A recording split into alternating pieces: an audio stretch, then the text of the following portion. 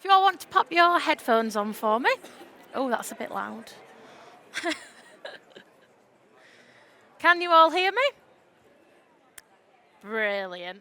I'll just wait until you've all got your headphones on. Okay then, so good morning everybody. If it's your first session here, my name is Clemmy and I'm the host here today on the Exchange stage.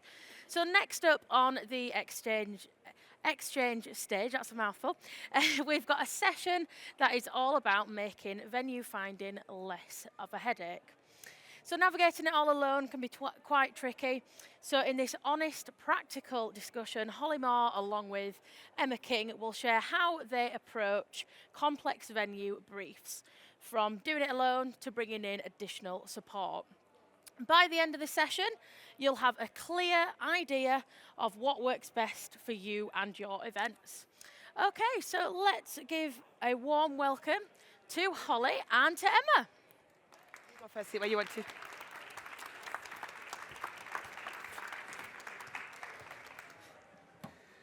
Right, good morning, everybody. For those who don't know Holly and I'm Emma. I think certainly on the website, we're meant to have one more person with us today, Charmaine, who is ill, unfortunately, and also I've just come off a long haul flight, so I'm losing my voice. So, be great. It'll be fine. I'm going to call on Clemmy a little bit when we get to Q&A. I'm meant to be on voice rest, but You sound like a singer or something on voice rest. I feel like, on Friends when she feels that she's really, what is it, Phoebe when she's really sexy, but I'm sure it's not actually coming across like that. Before we start, can I just say, this show just gets better and better every year. Honestly, like my first ever speaking was with you like 10 or something years ago, but the whole like branding, aesthetic, build, quality of stands is absolutely brilliant. So I know like it's you, Julie, and a team, but what a great show. It's brilliant. Thank you. And it just shows actually the power of great supplies as well, because a lot of it is eventologists who do all they the look designing, mega. and then Lighthouse who do the staging as well. But thank you for saying that. Yeah. So we're going to be talking about venue finding, not just around the how and what it is, but also things to be wary of. We're in a very different world now, and if you're putting an event, there's a lot more to think about than how big is the room, is the parking, can people get there, what's the price? And you as event organisers or people who have a job where event management comes into it, there's now a lot more to think about, and that's what we're going to delve into in this session. You can tell I've just come off a flight because Clemmy's going to have to keep me right on timings.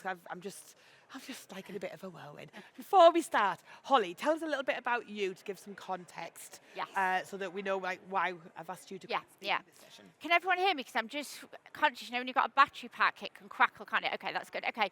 So, my name is Holly Moore. I founded an events business called Make Events, which is probably what I'm not saying most known for, but people would know me for. So Make Events is based in Manchester. We now have an office in London. Oh, hi. And I founded it from a dining room table in 2012. If you told me then we would have like 22 staff, 2 offices, I don't know if I'd stuck with it or run a mile. But we do 70% in the employee engagement space and 30% in the kind of marketing, customer, supplier base. I've run the business for the last 12 years, and back in June took on a new MD, Adele Woods, and she's come from First Event that many of you might know in Leeds, which is an absolutely brilliant agency, 4 times our size, and she's come in to grow the business. And what's really exciting about that is my background is employee engagement events, and her background is brand and marketing, having worked for M&S for 14 years. So Make Events is basically world-class events, brand experiences for every kind of brand. And then, just because we weren't busy enough, decided to buy our first acquisition this year. So we bought the PA Club in London, which is a networking group, 19 years old, was started by Charmaine, that was meant to be here today, and her late husband Michael in 2006. It was the oldest and most original networking group, known for their knowledge on venues, which is obviously one of the reasons I'm here today. And Michael sadly passed away in 2021, and Charmaine was looking out for a couple to buy it. And acquiring a business was not on mine and my partner, who I work with, bingo card, but it seemed like a perfect fit because we've got the office in London, PAs and EAs that are one of our, clients, and also just to have something different in quite, you're going saying, Emma, it's a very difficult market, and I don't know how many of you work in agencies. Yeah, so we've actually found it quite tough the last couple of years.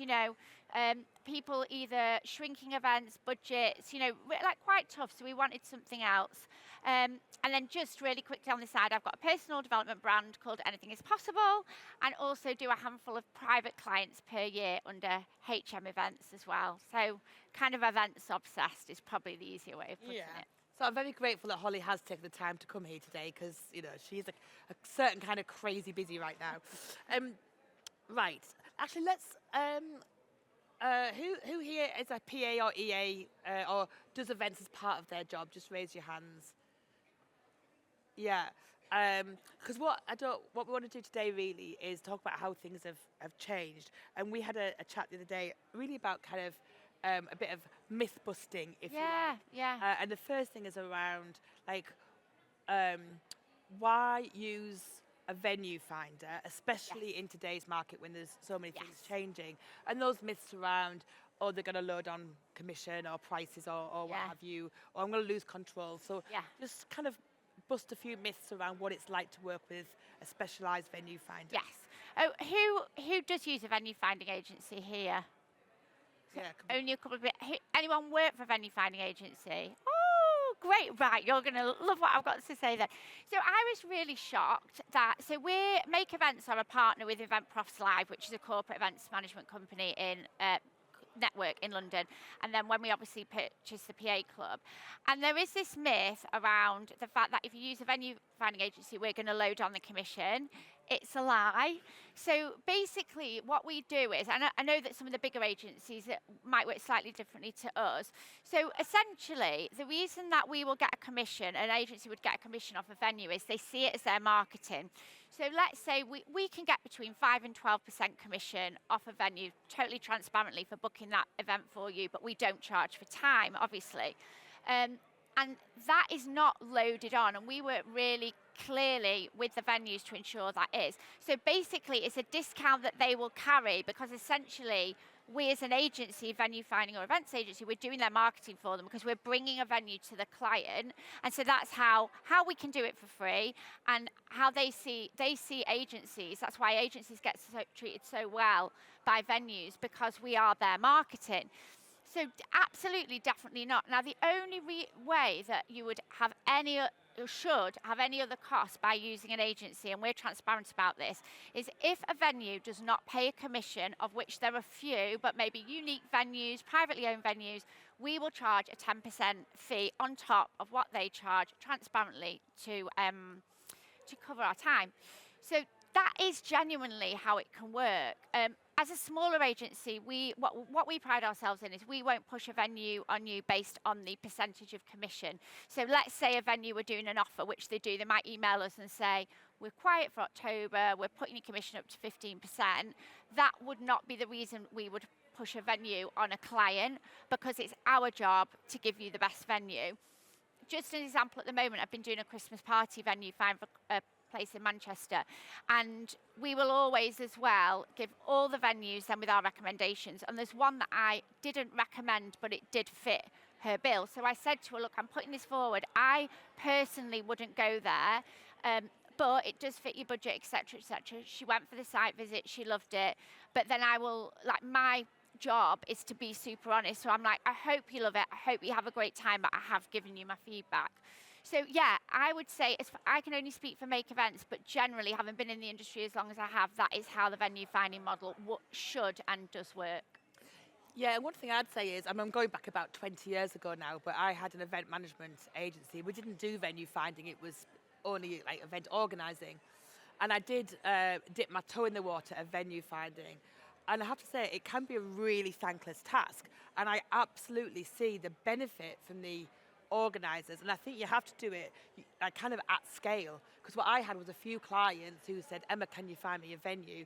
It was just before the 2008 financial crash, and then I would spend days researching venues for a couple of clients, and not one of those events went ahead, which meant I made more money out of that. And they just, so from my perspective, you just didn't do any research. I did all the work and you walk away scot-free. So from my perspective, it was like, a little bit tough.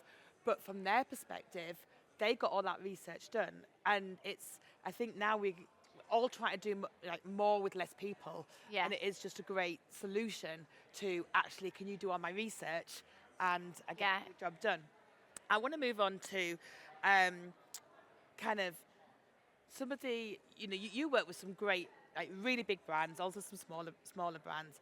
And I'm saying this from my perspective, I don't do it organising for other people now because I don't like the not being in control of everything. But, we were talking a little bit about the importance of like rehearsal days and things that people might not realise if you don't do event management full time or you've been given like a really tight brief by your boss. It's like, this is a budget, this is the time about to spend on site. And like, people who don't take the advice of their agency. So I'm not going to ask you to name any brands, but you had a situation recently where they wouldn't do rehearsal, or they didn't. No, it wasn't. It was they didn't put rehearsal time into the venue contract. Yeah, it's so hard because sometimes as an agency we'll get approached when they've already booked the venue. So we've got one client that a couple of years ago did a conference for, and they, because of budget, didn't book a rehearsal time didn't book out the venue the day before.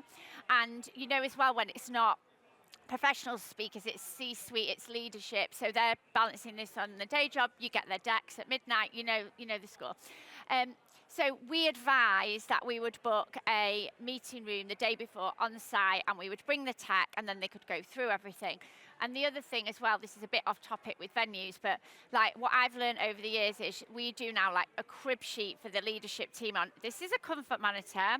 This is various things of an auto cue, because I've had it back in the day when I wasn't as experienced. They get on site and think, I can ad lib with auto cue. Well, no, you can't, and all this kind of thing. So having that, even though you can have like stakeholder meetings and explain that whole process to them until they get on site, it sometimes doesn't twig. So for me, if you're ever in a situation where they haven't booked a rehearsal day or they don't want to spend X amount on the actual big space, I would suggest booking a meeting room. So next week, for example, we've got all the tech booked, the auto cue operator, the show caller. We're in a meeting room all day so we can make changes.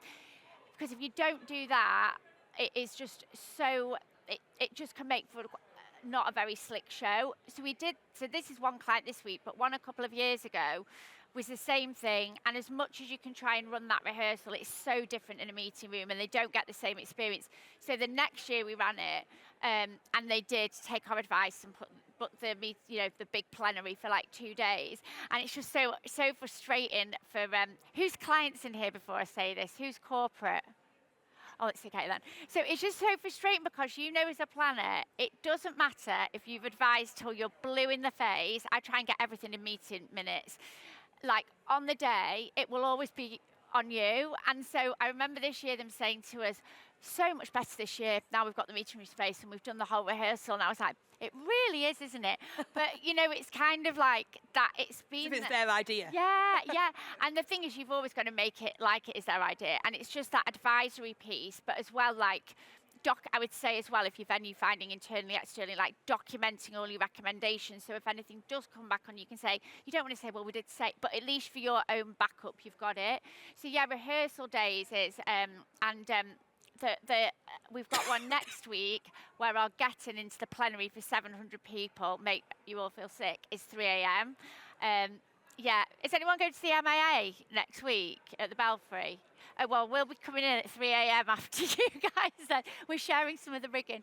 But yeah, so it's those kind of things just really, really, really important, even though it's a cost. But then again, I have to say, part of the venue finding thing is for clients we would try and do our best on that secondary date, as in the first day for rehearsals. But sometimes we'll have clients saying, I can't believe they want like 15 grand for that room the day before. But of course, it's missed revenue for them.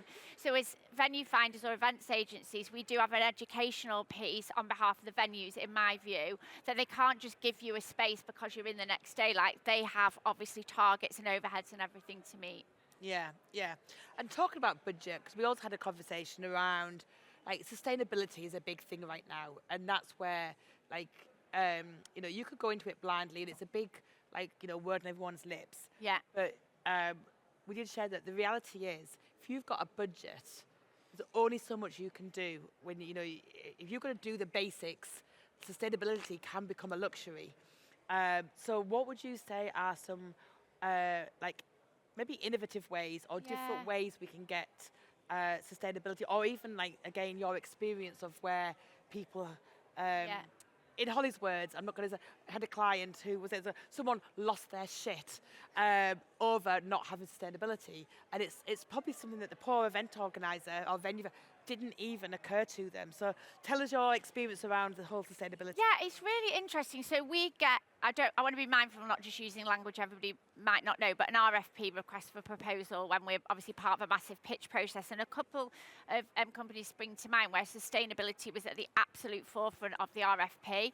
And one actually, in particular, we actually phoned them ahead of doing it because we were up against 9 agencies and said, look, I don't know that we're going to meet your criteria, like to the point that our commercial team was like, I don't know if it's worth investing in this pitch because I'm not sure we're going to meet all their expectations. We did win the pitch, which was great, but I find that, and I don't mean this in a derogatory way because we're the same at Make, you have a lot of the best intentions, but with growing costs, with other challenges, like it's not always the most cost-effective option. And even the reporting, and I know that, even the reporting side of things like we can say, well, of course we can make you a set or branding that we can use next year, but then there's obviously a storage cost for that as well. Think what other would be good examples at the moment, like travel, that was one at the moment. So like it's so hard as well finding for big conferences spaces that all the accommodations on one site, so then you've obviously got the whole travel issue. So we're trying to now find venues where the travel between hotels and venues is walkable, encouraging people to share, obviously using an app. But for example, like we do a delegate registration platform in-house and an app, but obviously the app is a cost for the event, so if they're cost saving, so one client, even though sustainability is at the forefront of their strategy, didn't go for the app, but then realised they would have to have everything printed. And also there was, you did a talk last time at Leeds about digital accessibility as well, which I found fascinating, that a lot of people that are neurodivergent, they like a lot of things printed and things like that. So there is like a massive balance, I think, at the moment. And I think with budgets being challenging, venues been more expensive. From an agency point of view, our salaries that we pay have gone up so much since COVID because of the freelancer market being so lucrative. But then we can't really reflect that increase back to clients, so our margins shrink. So it is that balance all the time, and a lot of the sustainable ingredients are expensive as well. But I think you can do your bit. I mean, we just recently did a dinner for Hitachi Rail. We used Rhubarb Catering, who were amazing, who really worked with us on that local ingredients piece. Using English sparkling wines over and above Prosecco and champagne and things like that. So, yeah, I mean, I'm interested in what everybody else thinks, but we find it, we would love to do more, but it's budget. Holly shared this a new fact, but something I never knew. Oh, yes. Yeah. Tell us about the flava bean. Yes, did you know that flava bean is a really good replacement for avocado? So I went to BAFTA event space in London, which is mega, and they were serving for breakfast non-avo toast, and it was flava beans. But I love little cute facts like that as well. I think it's quite good for you. It's nice to have things like that as facts for the delegates. And also another venue that's mega on sustainability is, anyone done an event at Goodwood? Did you? Oh, well, so I've just recently been there on a farm. So in terms of like London clients, it's an hour 40, isn't it, on the train for London, so not far at all.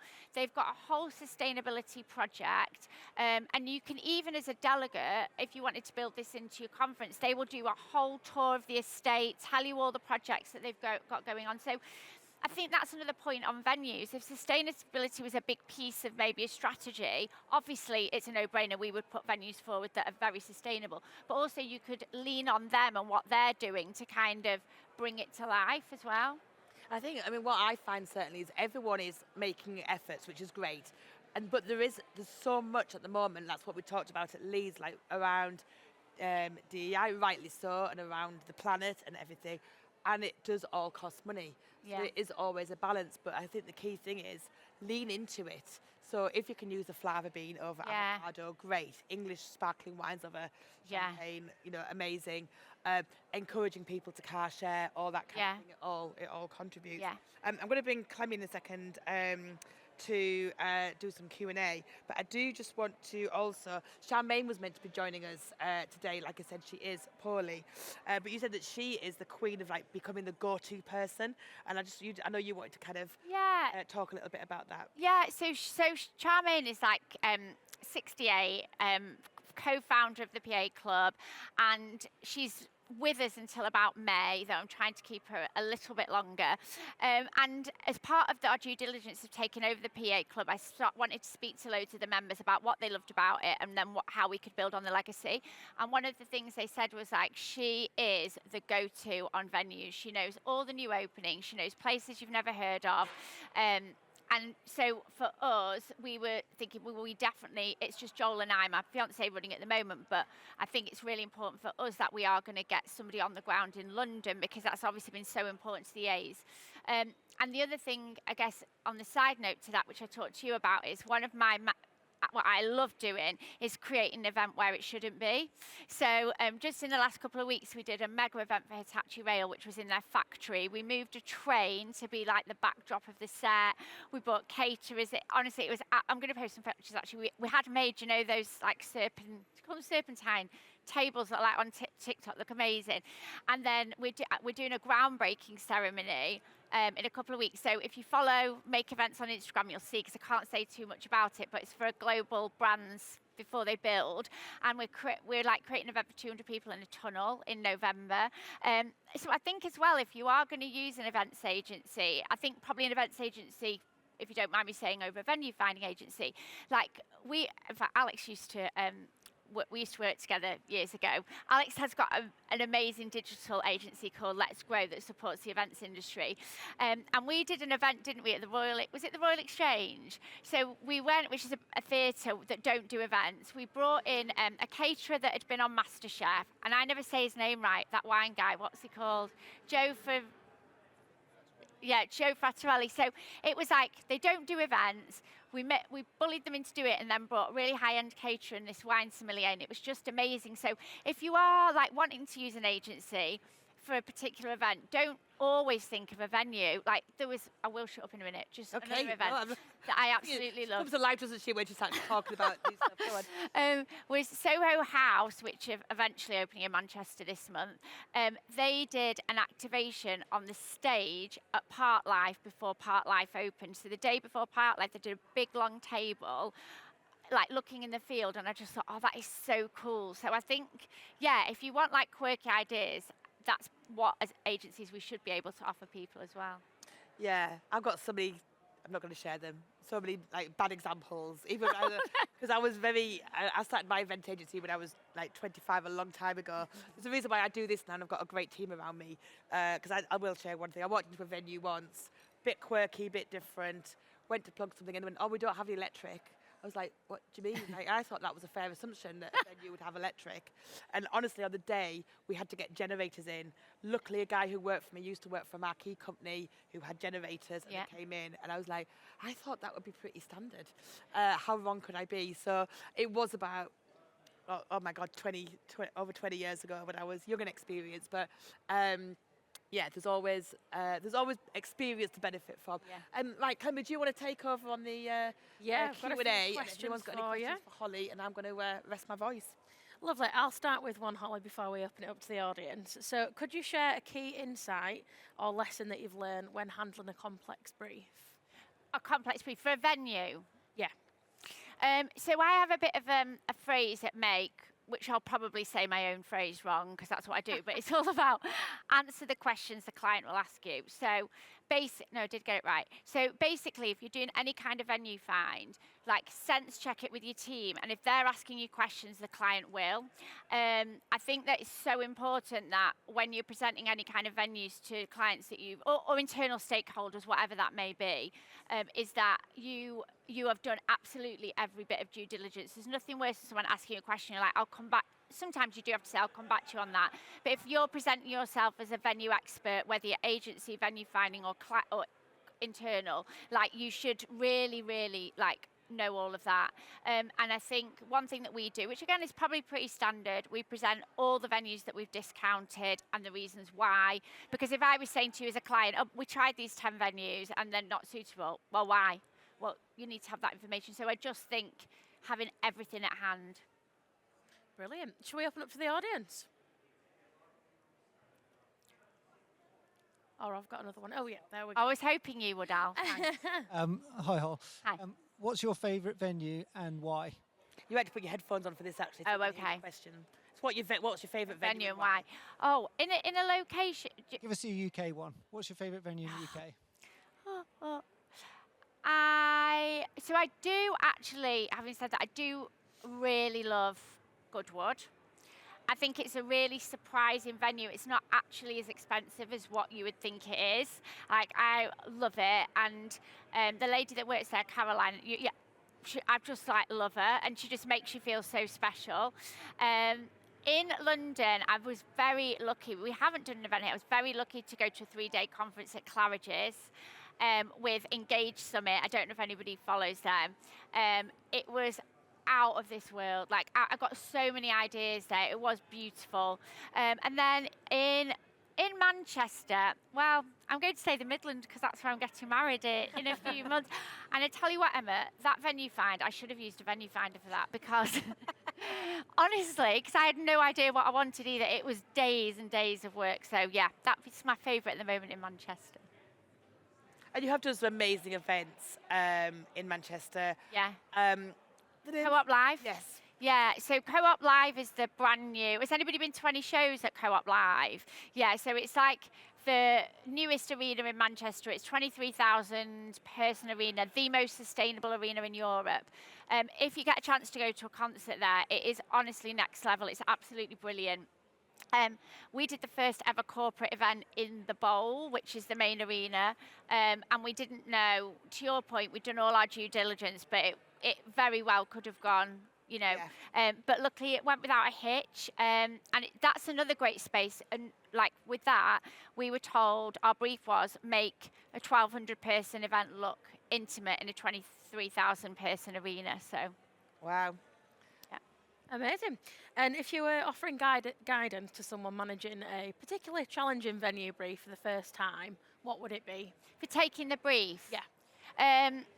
I think, I don't know what tools people use, but really extracting from the client all the no's, all the ideals, and all the absolute must-have, and even working with some kind of matrix so that every time that you're talking to a venue, you are covering absolutely every aspect. I think it's our job from a due diligence point of view to understand the client's brand values as well. Because, for example, I probably can't say anything, but there's a particular chain that I know a lot of professional services won't deal with because of an equality stance. So there's things like that that you need to know.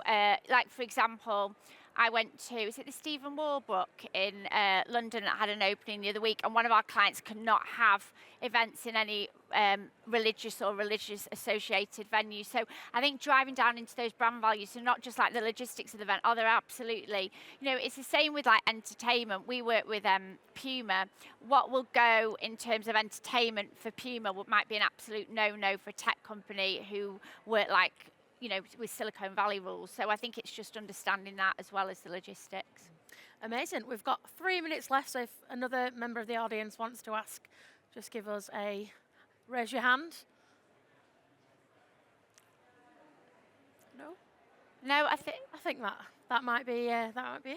A wrap. That's a wrap, yeah. Thank you very much for coming. Thank you, Holly, for joining us. I know you've been crazy busy, but thank you for having me. Here for you today, and have a great show, everybody. And then, yeah, enjoy all the theming that eventologists and Lighthouse have done for us as well. And thank you for all your help. You'll know that Emma and Julie have another business called It Takes Two. Have you heard of it? And they have, so with taking on a new MD, they've supported me in the journey of like empowering a number 2, and I'm about to start more coaching with them. So just to give them a shout out, definitely look at that other part of their business because I literally would be lost without them. So thank you. Thank you.